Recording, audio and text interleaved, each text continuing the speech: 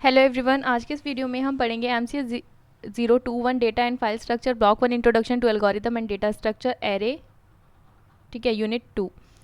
Array के अंदर हमारे पास कुछ टॉपिक्स हैं like arrays and pointers, pass matrix क्या होता है, polynomials, representation of arrays and applications. ठीक है, तो आज जो हम करने वाले हैं that is array and pointers. तो एरे क्या होता है ये हमें पता है कि एरे क्या करता है, कंटीजियस मतलब जो होमोजीनियस टाइप के यानी कि सेम टाइम के जो आपके पास में एलिमेंट्स होते हैं उनको स्टोर करके रखता है। ठीक है, कंटीजियस मैनर में।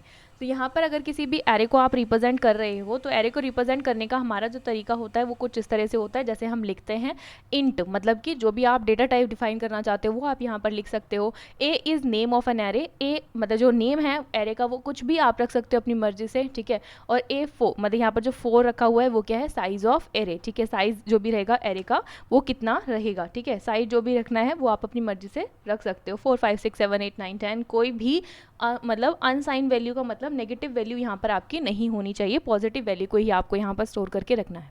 ठीक है, तो यहाँ तक हमें एरे का समझ में आ गया। पॉइंटर क्या होता है, जैसे कि आपने एरे बनाया, ठीक है, पॉइंटर क्या होगा कि उस पर्टिकुलर, जैसे अगर मैंने कुछ इस तरह से लिखा, लेट सपोज मैं यहाँ पर थोड़ा सा एरे बनाकर दिखाती हूँ आपको। इंट मैंने लिखा एरे कोई भी A4, ठीक है, इसके अंदर कुछ वैल्यूज़ है 1 2 3 4, इसको हमें स्टोर करना है। ठीक है, तो ये जो स्टोर हो रही होंगी कुछ इस तरह से स्टोर होंगी 1 2 3 4। ओके, ये क्या होगा हमारा A0 A1 A2 and A3। ठीक है, ये 0 1 हो गया। अब इसका हमने ऐसे ही अज्यूम करके लिया है कि ये जो एड्रेस है वो क्या है 100, ये एड्रेस है 104 की, मतलब ये जो है हमारा इंट जो है वो यहाँ पर अभी 4 बाइट ले रहा है, इसीलिए हमने इसको इस तरह से रिप्रेजेंट किया 108 एंड 112।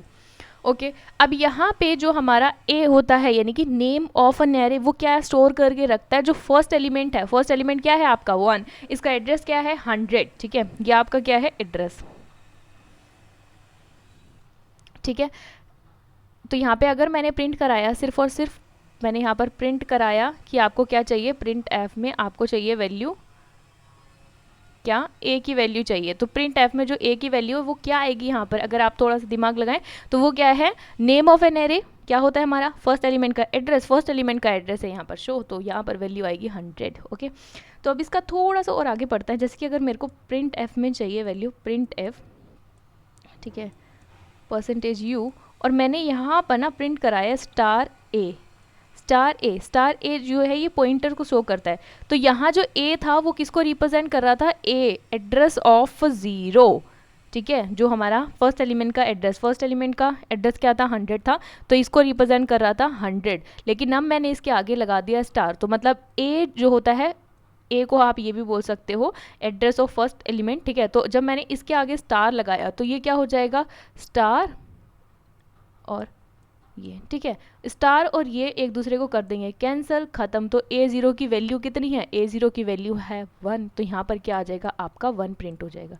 ठीक है, आई होप कि आपको ये समझ में आया होगा थोड़ा सा पॉइंटर का कॉन्सेप्ट भी। ठीक है, तो आगे चलते हैं, दैट इज़ होमोजीनियस, मतलब जो कुछ हमारे एरे होते हैं उसके अंदर किस तरह की वैल्यू स्टोर होती है, क्या क्या करता है वो। ठीक है, तो वो थोड़ा सा देख लेते हैं। जो एरे होता है उसका कुछ फीचर होता है, जैसे कि homogeneous type of any element. ठीक है, होमोजीनियस मतलब सेम टाइप के एलिमेंट्स आप उसके अंदर स्टोर करके रख सकते हैं। अगर आपने integer type data type define किया हुआ है तो आप उसके अंदर सिर्फ और सिर्फ इंटीजर टाइप के डेटा को ही होल्ड करके रख सकते हैं, जैसे कि ये। ठीक है, तो आप यहाँ पर क्या स्टोर कर रहे हैं 1 2 3 4। ठीक है, तो ये सारे के सारे इंटीजर टाइप की वैल्यू है। ठीक है, लेकिन अगर मैंने फ्लोट लिख दिया, फ्लोट A4, तो यहाँ पर जितनी भी आपने एलिमेंट जो भी स्टोर होंगे वो सब फ्लोट टाइप के होंगे। फ्लोट मतलब कि पॉइंट वाली वैल्यू 4.0 1.2 इस तरह की। ठीक है, 1.3 और 5.0 कुछ इस तरह की वैल्यूज़ आपकी स्टोर होंगी। फिर है एरे नेम्स, जो एरे का नेम होगा वो स्टोर करके रखेगा जो आपका फर्स्ट एलिमेंट है उसका एड्रेस स्टोर करके रखेगा, जो चीज़ अभी हमने पढ़ी। जैसे कि इंट A4 मैंने लिया, तो यहाँ जो A है वो क्या रिप्रेजेंट कर रहा था, एड्रेस ऑफ फर्स्ट एलिमेंट। ठीक है, इसको रिप्रेजेंट कर रहा था, यानी कि ए और ये दोनों चीज़ें बराबर हैं। ठीक है, अब यहाँ पर क्या है, कंटीजियस एलिमेंट। कंटीजियस एलिमेंट का मतलब क्या, जो भी एरे होगा वो आपका कहीं पे भी एलिमेंट में, अगर मतलब कहीं पे भी आप स्टोर करके रख रहे होगे इसको, तो अगर आपने वैल्यू ली है 1 2 3 एंड 4, तो वो वैल्यूज़ क्या है कंटिजियस मैनर में, यानी कि अगर ये 100 से आपका जो एरे है वो वैल्यूज़ लेना स्टार्ट करता है, मतलब 100 से स्टोर होना शुरू करता है, तो फर्स्ट एलिमेंट की वैल्यू 100 आएगी, फिर 104 आएगी, 108 आएगी और 116 आएगी, कुछ 112 आएगी, कुछ इस तरह से स्टोर होगा कंटिजियस मैनर में। ऐसा नहीं होगा कि पहले यहाँ पर कुछ वैल्यू ले ली, फिर यहाँ पर ब्लैंक छोड़ दिया, फिर 3 यहाँ लिख दिया, फिर यहाँ पर ब्लैंक छोड़ दिया, फिर 2 लिख दिया, मतलब फिर 4 लिख दिया, कुछ इस तरह से नहीं होगा, ठीक है। ये कंटिजियस नहीं होता है। कंटिजियस ये होता है यानी कि लगातार वैल्यूज स्टोर होंगी, तो जो हमारा एरे होता है वो क्या होता है, कंटिजियस एलिमेंट्स को स्टोर करता है। नेक्स्ट है हमारे पास कैरेक्टर एरे। तो कैरेक्टर एरे से आप क्या समझते हैं, कैरेक्टर मतलब एक कैरेक्टर, तो कैरेक्टर मतलब कि आप कैरेक्टर से किसी भी स्ट्रिंग को प्रिंट करा सकते हैं, जैसे कि कैसे, कैर मैंने लिखा कैर पी और यहाँ पर मैंने लिख दिया 6, ठीक है, 6 लिखा, अब यहाँ 6 लिख देते हैं, हाँ ठीक है। तो अब मैंने यहाँ पर स्टोर करना शुरू करा, मैंने अपना नेम ही ले लिया, मान लो PREETI, ठीक है, कुछ इस तरह से आप इसको स्टोर करेंगे। तो यहाँ जैसे ये उसमें एरे के टाइप में स्टोर हो रहा होगा, तो यहाँ पर P आएगा, फिर REETI और एक नल कैरेक्टर भी आता है साथ में, ठीक है। तो नल कैरेक्टर भी यहाँ पर आपको इंक्लूडेड मिलेगा, ये ऑटोमेटिकली जो है सी के अंदर लग जाता है, ठीक है। अगर आप लगाएंगे या नहीं लगाएंगे उससे कोई फ़र्क पड़ता नहीं है, चाहे आप यहाँ पर लिखें या ना लिखें उससे कोई भी इम्पैक्ट इसके ऊपर नहीं पड़ेगा, ये अपने आप ही क्या है ऑटोमेटिकली नल कैरेक्टर जो है ले लेगा, ठीक है। ये नल कैरेक्टर हो गया हमारा,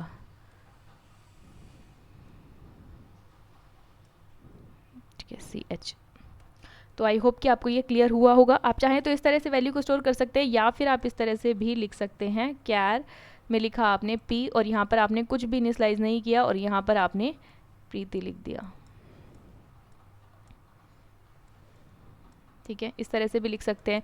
या फिर आप ऐसे भी लिख सकते हैं, P और यहाँ पर आपने 6 लिखा, उसके बाद में आपने एक एक करके वैल्यूज़ को लिखा, P फिर यहाँ पर लिखा R फिर E T और I, कुछ इस तरह से भी आप इसको डिफाइन कर सकते हैं, ठीक है। आई होप कि आपको कैरेक्टर एरे क्लियर हुआ होगा। नेक्स्ट है हमारे पास एरे एंड एड्रेस, ठीक है। एरे एंड एड्रेस में जैसे कि अभी हमने पिछला पढ़ा है उसी के बेसिस पे ही हम थोड़ा सा और करने की कोशिश करते हैं। जैसे कि इंट मैंने लिखा A4 इक्वल्स टू 10 20 30 एंड 40, ठीक है। अब इसके अंदर क्या है, ये जो हम कहीं पर भी स्टोर कर रहे होंगे एरे को, तो यहाँ पर कितना आएगा 10 20 30 एंड 40। अब ये जो A है वो क्या स्टोर करके रखेगा, जैसे इसका एड्रेस 100 है, 104 है, 108 है, 112 है। अब ये क्या है हमारे पास में एड्रेस जो 100 है वो इसको स्टोर, मतलब फर्स्ट एलिमेंट का जो भी एड्रेस रहेगा उसको स्टोर करके रखेगा अपने अंदर। तो यहाँ पर अगर मेरे को प्रिंट कराना है प्रिंट F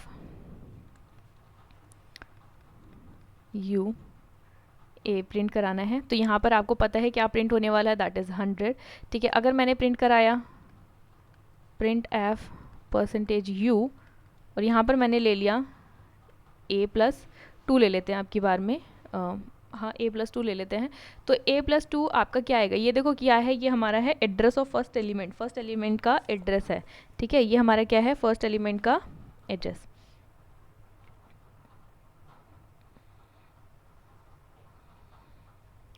ठीक है।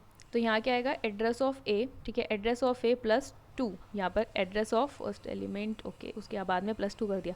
तो ये क्या है हमारे पास में 100 और उसके बाद में +2, यानी कि ये 2, मतलब यहाँ पर जाने के लिए एक ये छोड़ेंगे हम और एक ये छोड़ेंगे, तो 2 हो गया। तो ये मतलब यहाँ पर ये आएगा, तो कितने एलिमेंट जा रहे हैं 1 और 2, ठीक है, 2 × 4, तो यहाँ पर कितना आएगा 100 + 8 दैट इज़ 108, ठीक है। एक आप कर सकते हैं प्रिंट F %U और आप लिख सकते हैं *A, ठीक है। तो ये क्या प्रिंट करेगा *A क्या रिप्रेजेंट करता है, A is address of A0, ठीक है। तो अब यहाँ पर आपने इसके साथ में स्टार लगा दिया स्टार, और ये एक दूसरे को कर देंगे कैंसिल। A0 की वैल्यू है 10, तो यहाँ पर वैल्यू कितनी आएगी 10। आई होप कि आपको ये क्लियर हुआ होगा। Next is 1D array. 1D array यानी कि 1 मतलब एक यानी कि रो या कॉलम में से कुछ भी, D मतलब डायमेंशन, ठीक है, 1D dimension, D stands for dimension, ठीक है। तो 1D एरेज, तो यहाँ पर क्या है जैसे कि अभी तक हमने पढ़ा, इंट A = 4, इस तरह से इसको रख दिया, यहाँ पर वैल्यू स्टोर कर दी 10 20 30 40। तो यहाँ पर जब भी स्टोर हो रहा होगा तो ये कंटिन्यूस मैनर में होगा, 10 20 30 एंड 40। ओके, अगर मैंने इसको स्टोर किया इंट a 4 लिखकर, तो यहाँ पर क्या होगा, अब मैंने ना यहाँ पर कुछ भी डिफाइन नहीं किया, मैंने बस ये लिखा इसका साइज़ और इसको छोड़ दिया। तो यहाँ पर जो भी स्टोर होगा वो क्या है, कुछ इस तरह से, यहाँ पर कुछ भी गार्बेज वैल्यू अपने आप ही कंपाइलर डाल देगा। ठीक है, यहाँ पर भी कुछ भी गार्बेज वैल्यू रहेगी, यहाँ पर भी गार्बेज वैल्यू रहेगी। ठीक है, अब मैंने इस तरह से लिखा इंट a, साइज़ तो मैंने पूरा दे दिया 4, पर वैल्यूज़ इनिशियलाइज कर दी 1 एंड 2। तो कंपाइलर क्या करेगा, अपने आप ही यहाँ पर 1 और 2 को तो दे देगा, पर उसके बाद जो वैल्यूज़ रहेगी उसको 0 इनिशियलाइज कर देगा खुद ब खुद ही। तो आपको यहाँ पर ये देखना है कि जो ये साइज़ रहेगा वो कभी भी नेगेटिव नहीं होना चाहिए। साइज़ कभी भी नेगेटिव नहीं होना चाहिए। साइज़ मतलब कि ये जो आप एरे का साइज़ दे रहे हो कभी भी नेगेटिव वैल्यू को रिप्रेजेंट नहीं करेगा, हमेशा पॉजिटिव वैल्यू ही आनी चाहिए। ठीक है, और इसको आप सबस्क्रिप्ट या फिर साइज़ ऑफ एरे भी बोलते हैं। Second array 2D array. ठीक है, 2D एरे से हम क्या समझते हैं, 2 डायमेंशन यानी कि रो एंड कॉलम दोनों ही आ रही हैं। रो और कॉलम दोनों को रिप्रेजेंट करने के लिए हम 2D एरे का नेम दे रहे हैं। तो इसको हम किस तरह से लिखेंगे, इंट a 2 एंड 3। ठीक है, तो 2 बता रहा है कि कितने रो हैं और ये बता रहा है कि इसके अंदर कितने कॉलम हैं। तो इससे हमें ये समझ में आ गया है अभी तक कि कुछ इस तरह का ये बनेगा। एक minute.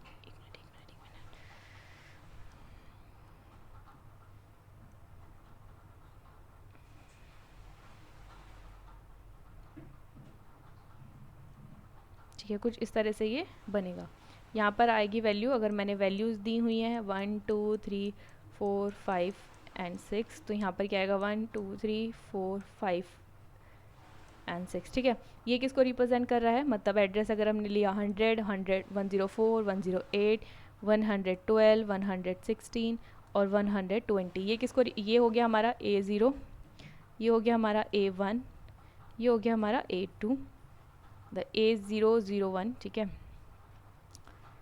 A001 A001 A002 A10 A12 A11 A12। ठीक है, इस तरह से आप इसको लिखेंगे। अब इसके बाद में अगर हमने ये मान लिया है कि जो बाइट है वो 4 बाइट ले रहा है। ठीक है, 4 बाइट ले रहा है, यहाँ पर इंट जो है वो 4 बाइट ले रहा है। ठीक है, तो यहाँ पर क्या, अगर मैंने इसको प्रिंट कराया प्रिंट एफ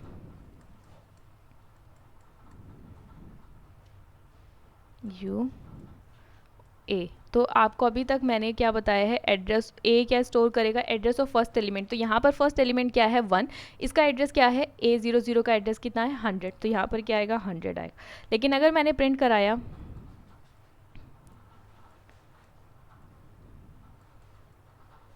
A+1, तो अब आप सोचो कि क्या आएगा, A+1 का मतलब यहाँ पर क्या है A। ठीक है, A address of first element. ठीक है, एड्रेस ऑफ फर्स्ट एलिमेंट यानी कि A0।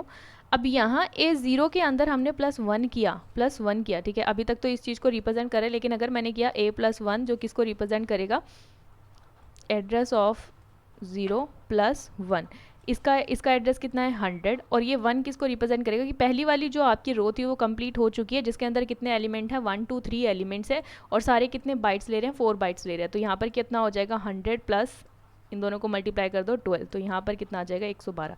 तो ये किसको रिप्रेजेंट करेगा 112। 112 क्या है ये। ठीक है, तो इसके आगे अगर आप स्टार लगा देते हो तो इसकी वैल्यू आ जाएगी 4। जैसे कि अगर आपने इसको प्रिंट कराना है प्रिंट एफ यू, ठीक है, A+1 के आगे स्टार लगा दिया, तो पहले तो ये कैलकुलेट होगा जो 112 है, फिर उसके बाद में स्टार कैलकुलेट होगा जो क्या है 4। ठीक है, यहाँ पर आएगा 4। तो आई होप कि आपको ये समझ में आया होगा। वीडियो अच्छा लगा हो तो वीडियो को लाइक करें, शेयर करें, कमेंट करें। अगर आपको कोई भी सजेशन या फिर आपकी कोई भी क्वेरी है, चैनल को सब्सक्राइब करें ताकि और भी इन्फॉर्मेटिव वीडियोज़ आपको मिल सके। Thank you for watching.